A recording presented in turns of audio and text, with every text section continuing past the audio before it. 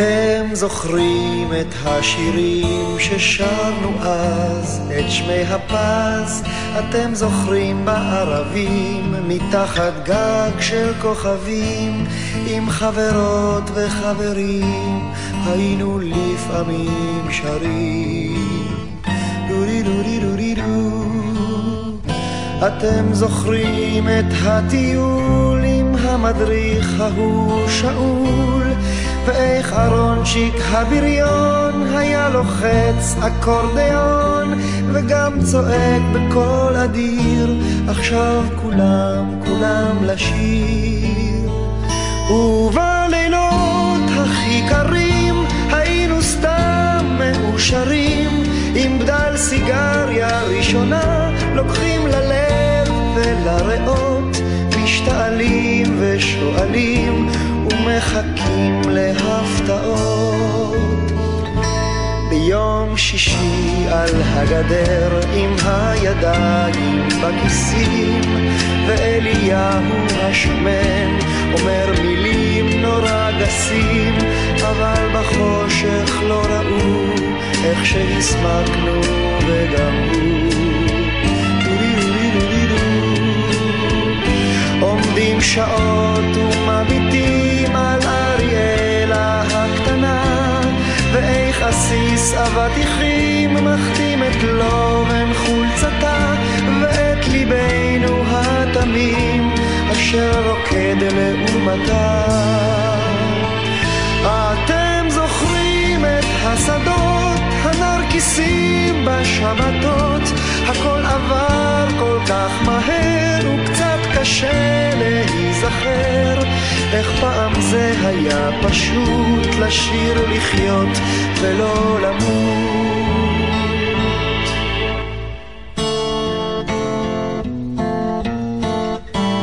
אתם זוכרים את השירים ששרנו אז? אני למדתי כאן מ-1961 עד 1965, ויש לנו קשר רב.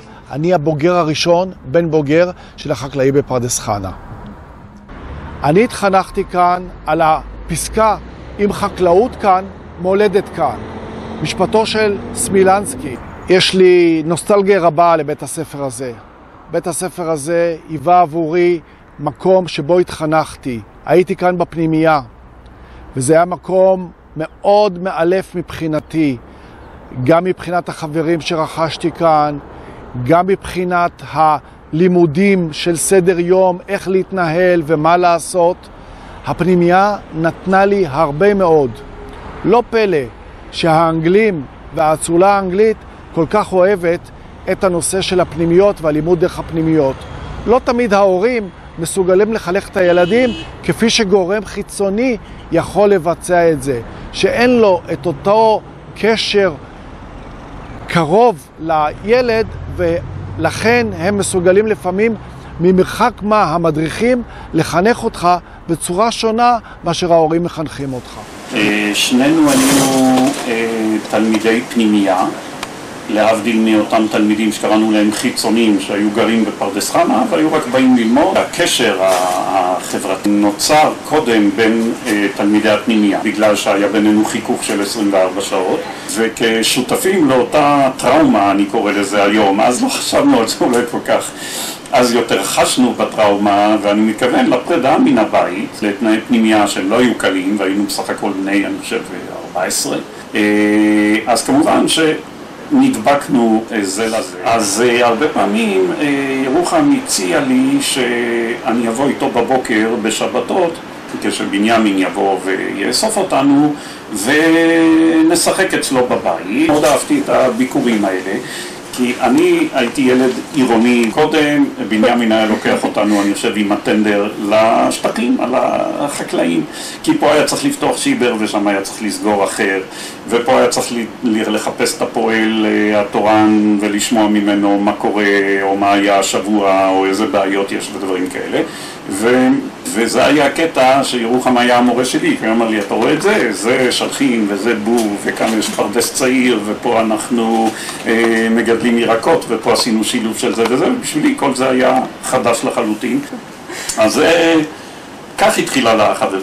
ואחר כך כמובן שלמעגל הזה של שנינו הצטרפו חבר'ה נוספים מהכיתה, כן? שהיינו כיתה מאוד מגובשת, טוב, לא חסרו מהסקונדס. היה לנו למשל מורה לערבית שקראו לו שוויש, כי עוד בזמן המלחמה, מלחמת השחרור, הוא הופיע פעם עם בגדי סמל לבית הספר, ובטורקית סמל זה שוויש, אז כנראה המחזורים הדביקו לו את השם, הוותיקים, עד כדי כך התרגלו לקרוא לו שוויש, שאפילו הורים היו מגיעים לבית הספר והיו מבקשים לשוחח עם המורה שוויש, והוא כמובן היה מתעצבן מזה, אבל הוא לא יכול להגיד להם שזה כינוי הגנאי שלו.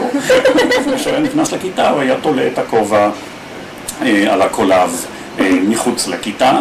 בצהריים כשהיו הולכים לאכול בחדר האוכל המרכזי של הפנימייה, הוא כמובן לקח את הכובע, צעד לחדר האוכל ותלה אותו שוב שם מחוץ לכניסה על קולב אחר. ומה שאנחנו היינו אוהבים לעשות כמעשה קונדס, זה מי שהיה מתגנב מן הכיתה, נגיד, הוא אומר שהוא צריך לשירותים או מה, לוקח את הכובע, זה אתה הביא אותו לכיתה, ורץ איתו לחדר האוכל ותולה אותו שם.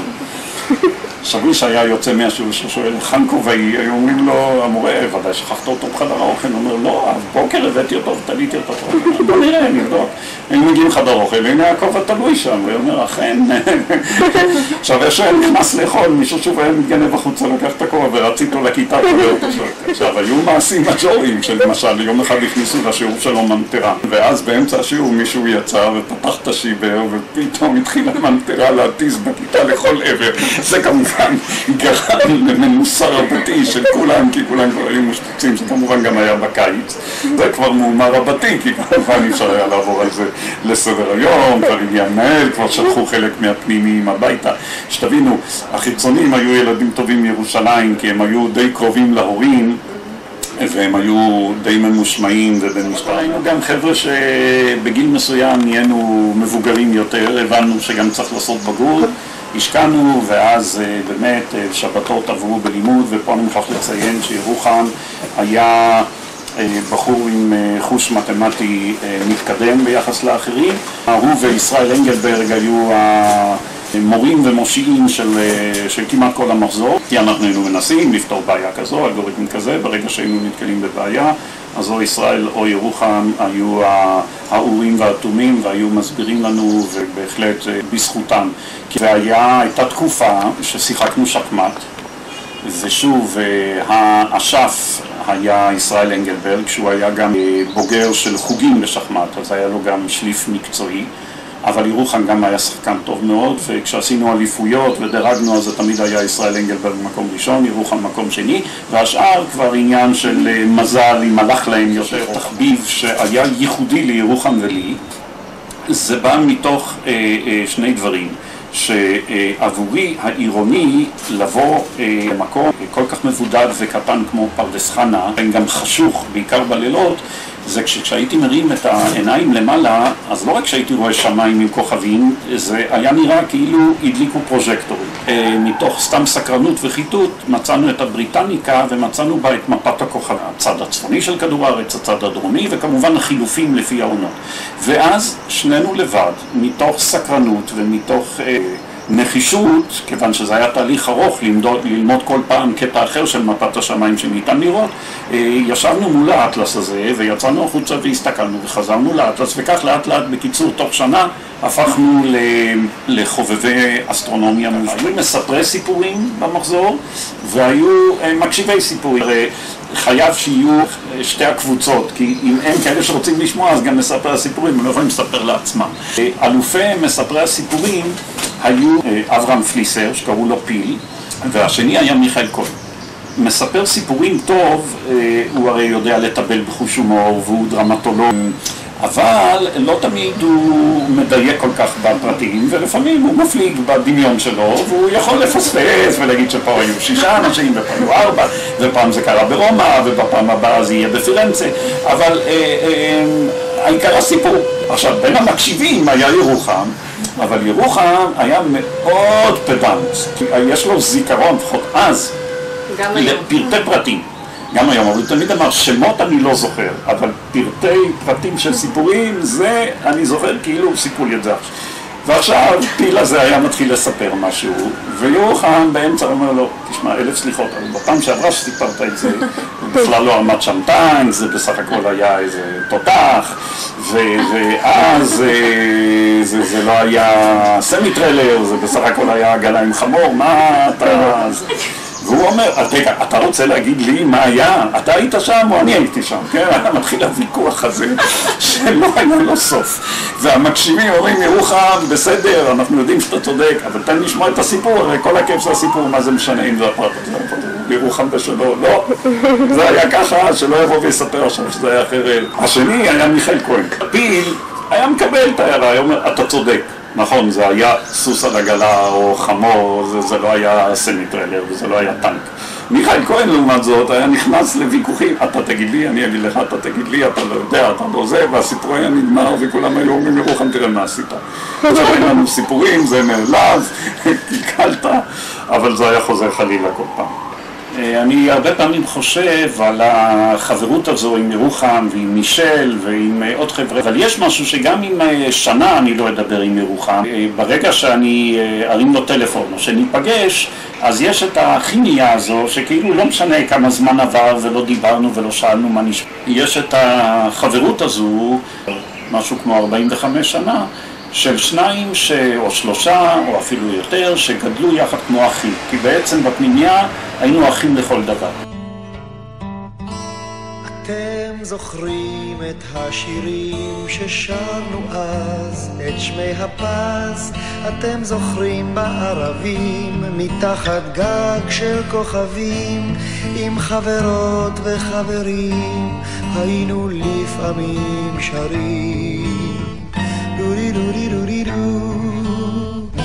אתם זוכרים את הטיול עם המדריך ההוא שאול, ואיך ארונצ'יק הבריון היה לוחץ אקורדיון וגם צועק בקול אדיר, עכשיו כולם לשיר.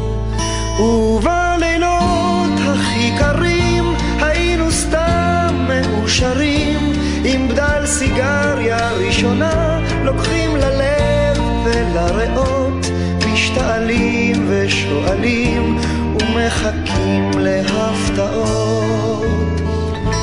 ביום שישי על הגדר עם הידיים בכיסים, ואליהו השמן אומר מילים נורא גסים, אבל בחושך לא ראו איך שהסמקנו וגם הוא. עומדים שעות ומביטים על אריאלה הקטנה, ואיך עסיס אבטיחים מחתים את לובן חולצתה, ואת ליבנו התמים אשר רוקד לעומתה. אתם זוכרים את השדות הנרקיסים בשבתות, הכל עבר כל כך מהר וקצת קשה להיזכר, איך פעם זה היה פשוט לשיר לחיות ולא למות.